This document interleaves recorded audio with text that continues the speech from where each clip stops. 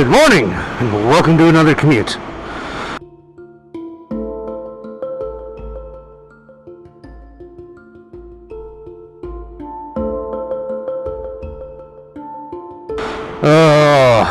Happy Monday, Tuesday. Tuesdays after a holiday always kind of suck. You know it's Tuesday, but it's really a Monday. And as per usual, I managed to get out of the house late. I don't even know how. Got in the shower on time, dressed on time.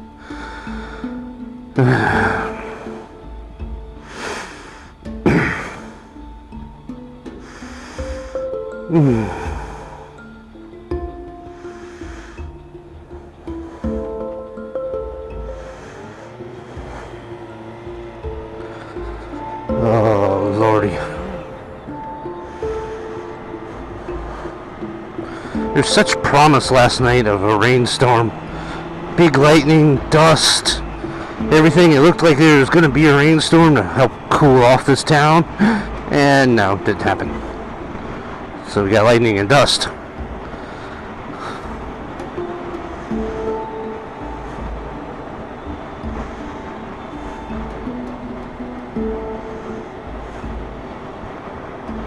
Yeah, let's get out of this lane.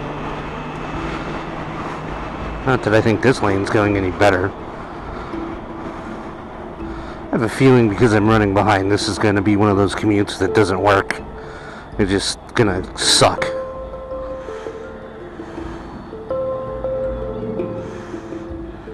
For whatever reason. I really should leave the house earlier, but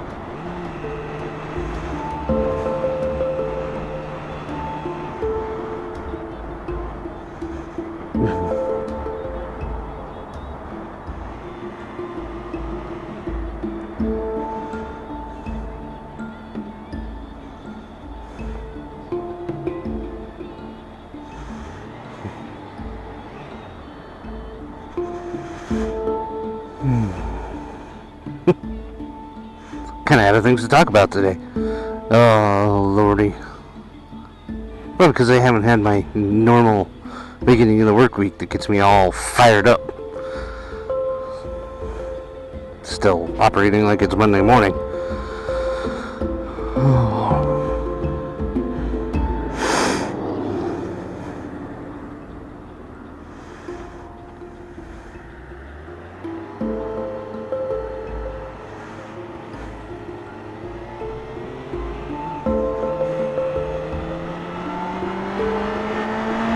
At least we'll make this light. That'll be nice.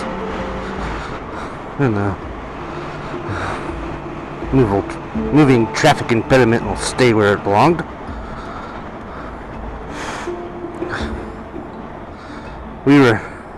We went downtown into Central Phoenix, which hardly ever go down there, but there's a pizza place my wife wanted to go to. She's from Illinois. She loves all things Illinois. And there was a Chicago-style pizza place, Chicago deep dish pizza, which was excellent, by the way. I think the place was called Lou's or something like that. So we went downtown. It's right on Central and Camelback, so we're basically just farther past on the same road. When you get past 19th Avenue, there's the light rail, which the light rail drives me insane for a couple of reasons. First reason is it's a damn trolley, and they couldn't just call it a damn trolley.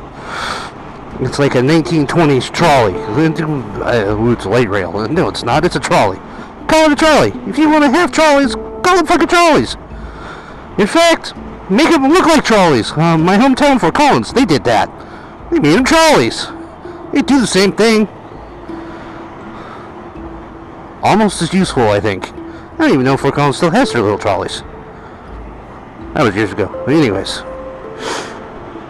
The second thing is Disneyland, I'm sorry, world, everybody's going to be like, oh, Disneyland. Disneyland showed you how to move people. They did it 60 freaking years ago. They showed you how to do it on monorail. It's elevated above the system, minimum impact on it. So the light rail around here has this problem where, pedestrians and cars like to interact with it. Why, I don't know, but they do.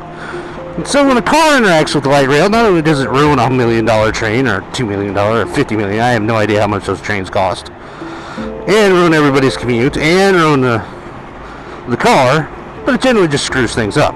And when a pedestrian interacts with the light rail, they die. Now, that's awful hard to do if you put the rails up above everything.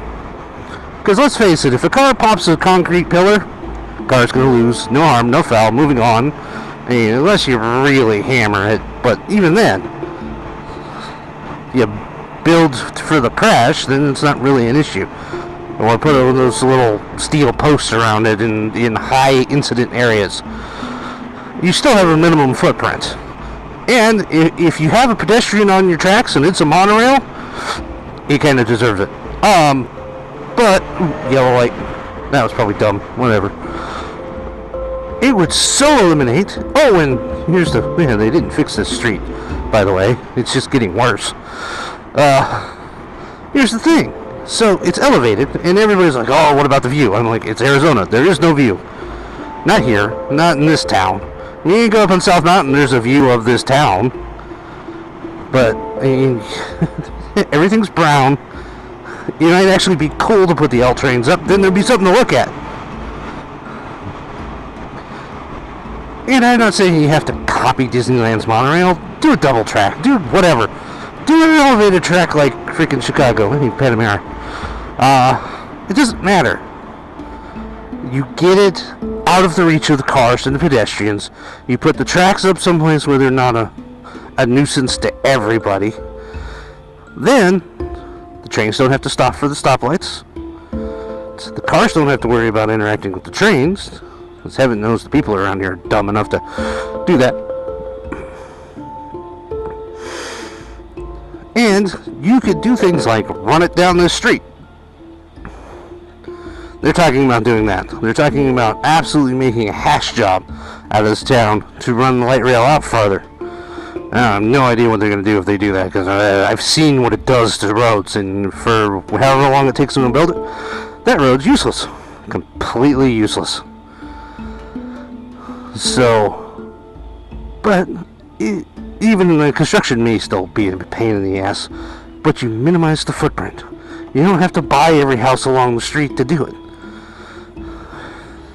You could run it down the middle, minimize your footprint, optimize your rail lines. Because I know you're going to need two, but I mean, one big center console and come out and spread the two tracks. How hard? I mean, I'm sure the engineering's feasible, especially with the high-test contrast reinforcing concretes that we know are available, or steel truss works, or whatever. I don't think it's going to be that big of a deal. And it was so much better. They did it out for the airport. But they wanted to connect the light rail to the airport. So, did they just make the light rail go to the airport? No. They put in a little... It's less Disneyland monorail, more Disneyland people mover. Same thing. Why can't we do that? I mean, if you're going to do it that way, and then you don't have to have tower lines, you can run it on a third rail. You don't have to worry about everybody, touching the third rail. I just don't understand this town. And why we got to think like, oh, having it elevated is going to ruin some view or something. And it would be even easier, say you do that, you go down and you run it right down the middle of I-10 all the way out to, I don't know, the big housing communities out there. Then you can actually get people to use the train to come into downtown. It might actually make sense. And it's not this train in the middle of It's just these pillars, and the train's up above, so it doesn't infect traffic. You're not looking at it. You whiz right by. It would make more sense. That's my biggest problem with light rail. Public transport's a necessary evil in itself. My biggest problem with the buses drive like jackasses, and they don't all have pullouts. So you'll end up losing a lane of traffic. Okay.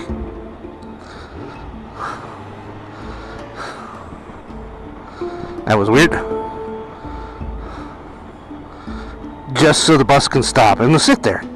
And they'll do things like they'll sit there and change drivers. They'll do all kinds of crap that just makes no sense when there's a pullout a mile ahead. Why can't you change drivers where the pullout's at? Instead of here where there isn't a pullout, and blah blah blah. So anyway, that's my public transportation rant. I hope you all have a wonderful short week, and I'll catch you on the next one.